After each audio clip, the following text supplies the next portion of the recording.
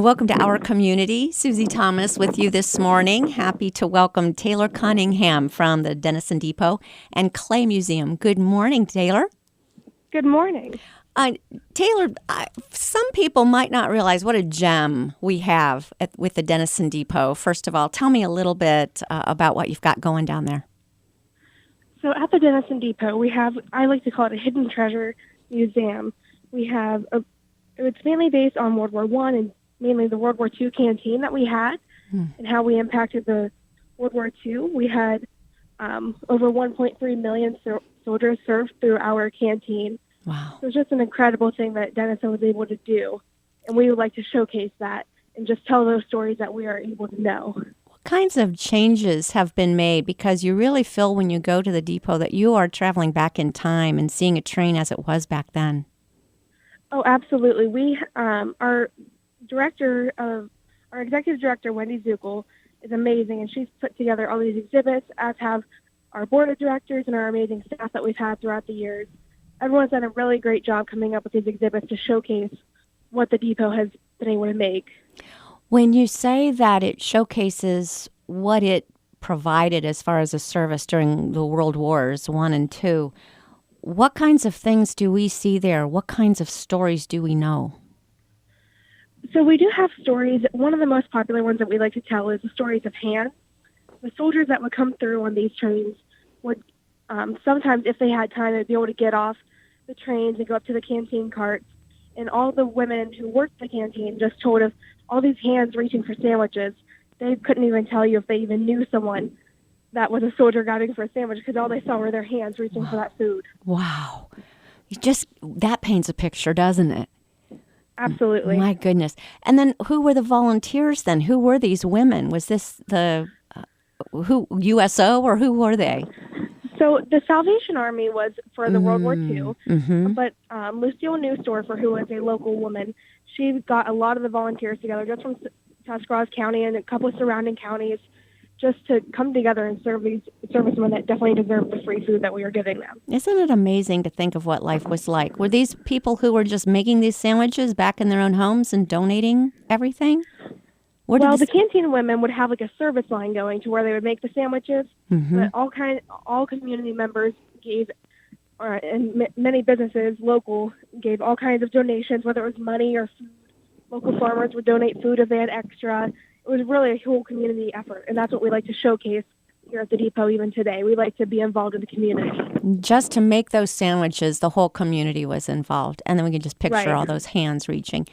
You have Exactly. so many exhibits to see, really cool. Tell me a little bit about some things that we would see there.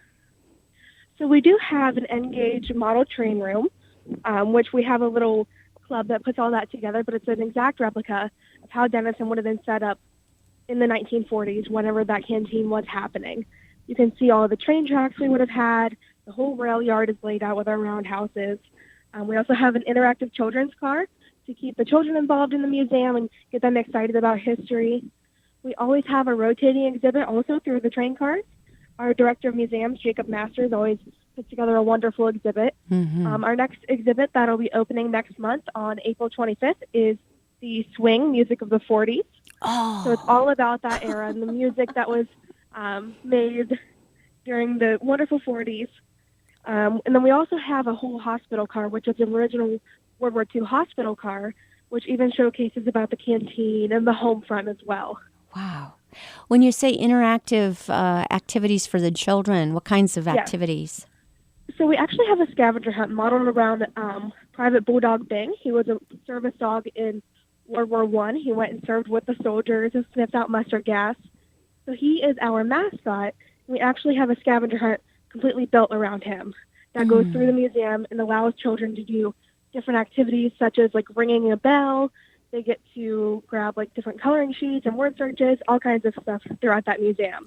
When you're talking about such a serious topic and a scary topic like war and mustard gas, how does that translate to little ones, that you make it not scary and educational and even fun without frightening them?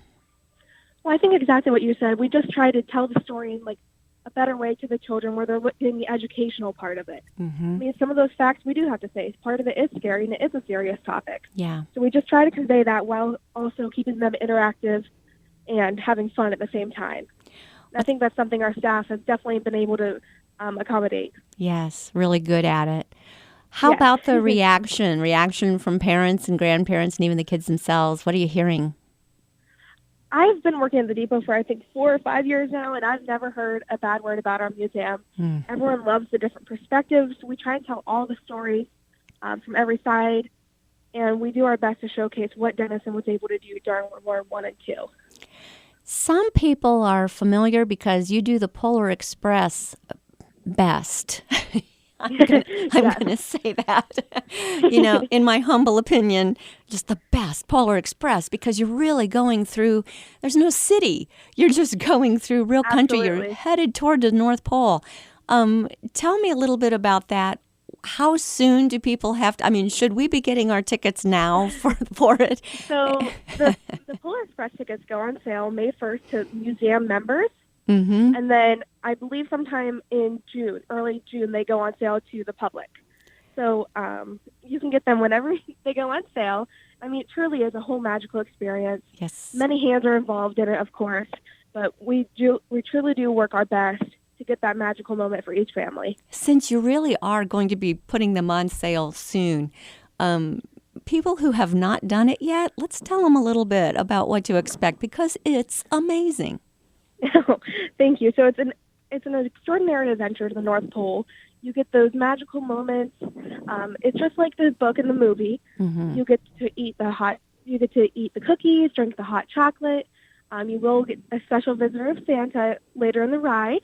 The story will be read to you, and the whole time you're laughing, you're playing games, you're singing songs. It's really a magical adventure for every family. You are entertained the entire time. It's unbelievable. Yes, and of course you go to the North Pole. Mm-hmm, all the way to the North Pole, and Yes. beautiful scenery. It's just a beautiful train ride. It's a wonderful experience. Oh, thank you. Let me tell you my favorite Polar Express story. Okay. Not going to name names, but some grandchildren were traveling with their parents and their grandparents, and the kids and the parents were in one set of 4 seats, and the grandparents were over across the aisle. And when Santa came through, the grandchildren were telling Santa what they wanted. The parents were texting it to the grandparents. The grandparents had the Target app and had those ordered before Santa even moved on to the next car. And so that happened. However you have to do it.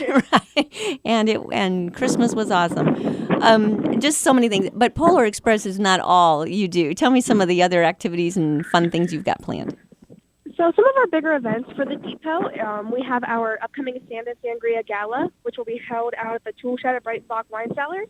That's one of our biggest fundraisers. It's just a really nice night for our biggest museum supporters to come together, have a silent and live auction. We have a really nice dinner, and we do certain tastings. And then we also have a food truck fest in September. Let's back up a minute and tell me about the fundraiser one more time.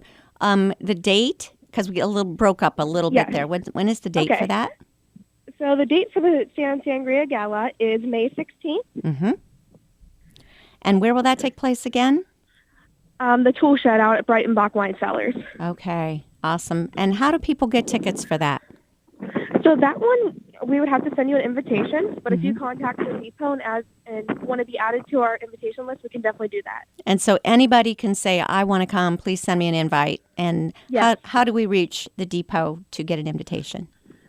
You can either email our customer service at denisondepot.org, or you can call us at 740-922-6776. Okay, and that number again is 740-922-6776, or denisondepot.org, and Denison, not like the college, spelled with 2 N's. Yep. Yes. Or 3 altogether. Okay. Yes. Okay, that's the gala, May 16th, at the tool shed. So then, and you said silent auction. Do we want to entice people with some of the things? Do you know what's going to be auctioned off yet? I don't want to release anything just yet. Okay, but all right. We will start doing that on our Facebook page. We'll start, once we know some of our bigger items, we'll definitely start releasing those. That's a great idea. We can always go to Yes. Facebook, find Denison Depot there on Facebook, and see how you're coming along as far as really cool things to be bidding on. Because being able to keep a railroad of this, first of all, age and just the historic significance of it, that does take some dollars, doesn't it? Yes, it does. We have a lot of people who help us out, a lot of community partners, and wonderful volunteers that help us as well. Awesome. All right, tell me what the next fundraiser is going to be.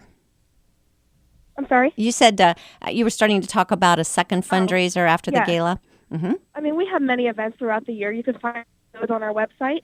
But another one of our larger events that benefits all three museums, so the Depot, the Clay Museum, and Schönbrunn Village, is our Food Truck Fest on September 5th. Oh, fun. Food Truck Fest. September 5th.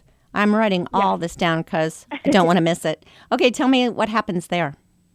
So last year we had 14 food trucks. There's live music all day. We have other vendors, like non-food vendors, such as like Scentsy, LuLaRoe, different types like that. They'll all be set up. And it's just really a wonderful like end of summer celebration. Just you eat food, you have fun, and you listen to live music. It's a really enjoyable day. That just sounds awesome. What a great idea. It's everyone's favorite kind of food, and you just kind of set aside the nutrition stuff aside for that day and just go eat the fun food. My goodness. And then how do you make money from that? Do you split it with the vendors, or how does that work? So the vendors pay us a fee, and then they get to keep everything that they make. Oh, great. Yeah. So we just go buy food like normal, and you've already made yours. Yes, the event is free to attend as a guest. It's free for you guys. There is an option to buy a wristband, which gets you a couple discounts, like off of drinks, because the museum sells the drinks. So it will get you discounts on those, and discount of admission into Schönbrunn Village that day. Oh, my goodness. But yeah, it's completely free to attend. It's optional to buy the wristband. Where do we find these food trucks? On which of the locations are the trucks themselves when we come to this? So this will be at Historic Schönbrunn Village in their lower level. We'll have all the food trucks and everything set up down there. Wow. The juxtaposition of seeing the homes from Schönbrunn Village next to food trucks is like connecting centuries. I have to get my head wrapped around that.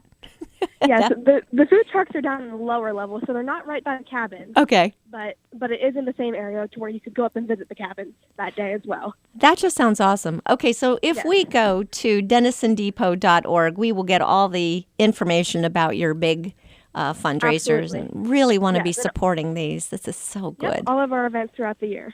Very cool. I'm sure we've got time for you to tell me about one more that you especially like. Tell me about one more big event that you enjoy. I mean, I really have to say our train rides. Yeah. Those are definitely the highlight of my year, I know for sure. We have the great Polar Express, and then we are also introducing some fall train rides. Those are more just relaxing train rides throughout like the countryside, just taking the day and riding a train. And everyone gets a cookie on board. Who doesn't like cookies? Right. Yeah, and then, of course, the Polar Express definitely has to be my favorite, but that one's a given. Yeah, it's just amazing. But seeing fall foliage on a train sounds like a wonderful way to spend some time. Right. When do those take place?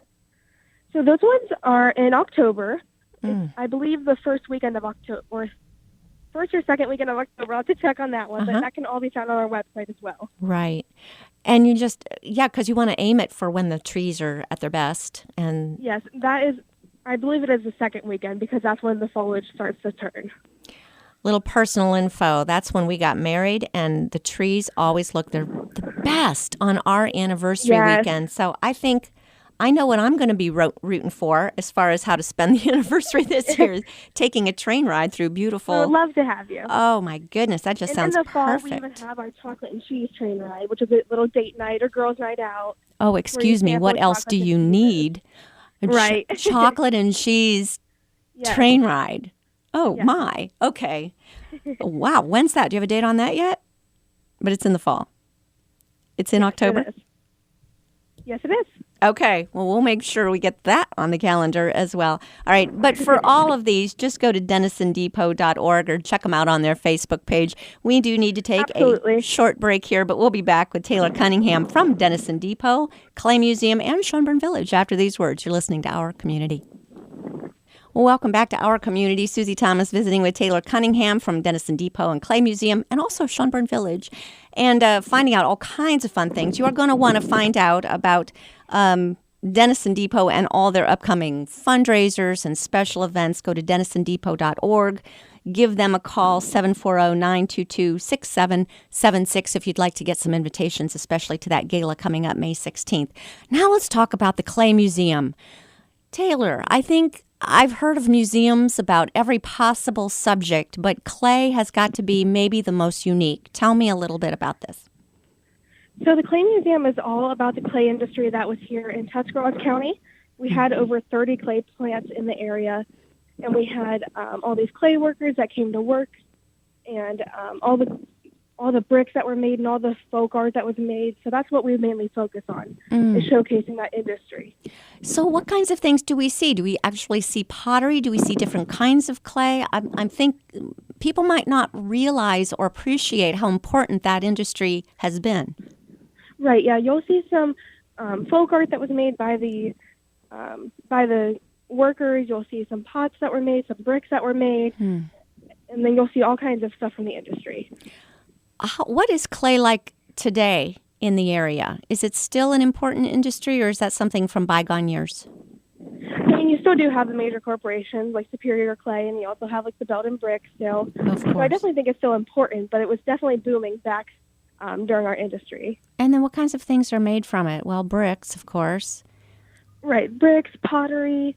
It depends on which time period you're talking about, but there's also, you could have had pretty much anything could have been made out of clay. There were sculptures, different pieces to put in your house, all kinds of things. So we would see displays of the old pottery and displays of some of these things. That sounds like something, is that for kids? Because having children curious about breakable objects makes me nervous.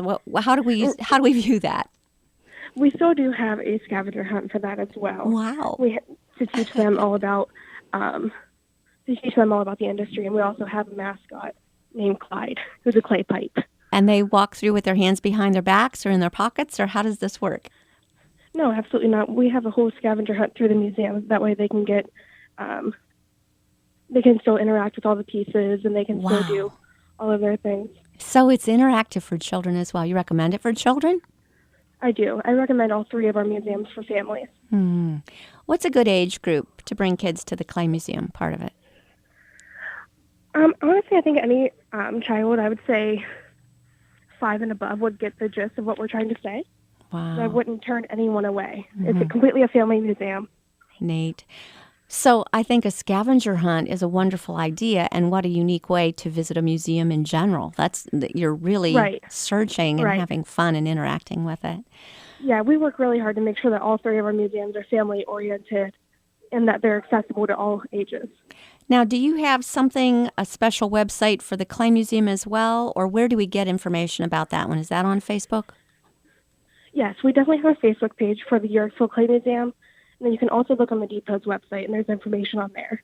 Okay, cool. Let's get to Schönbrunn Village, one of the most remarkable little places to go visit, I think, anywhere in the country. It's got such a story. For people who might be new in town, you want to give a little bit of the history of Schönbrunn?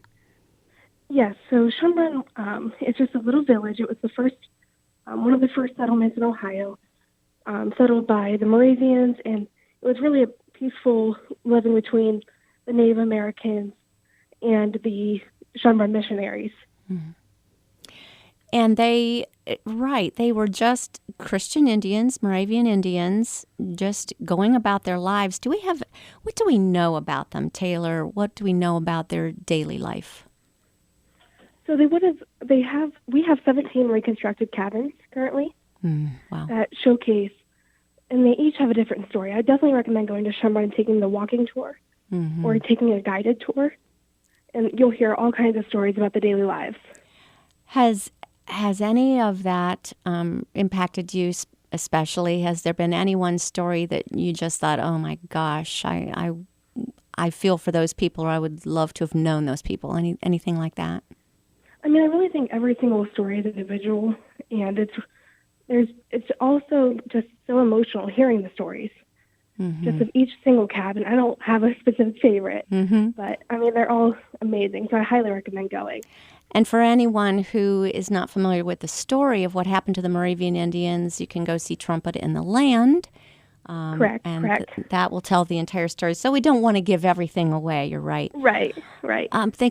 Even though the cabins have been reconstructed, the cemetery there is the authentic cemetery, right?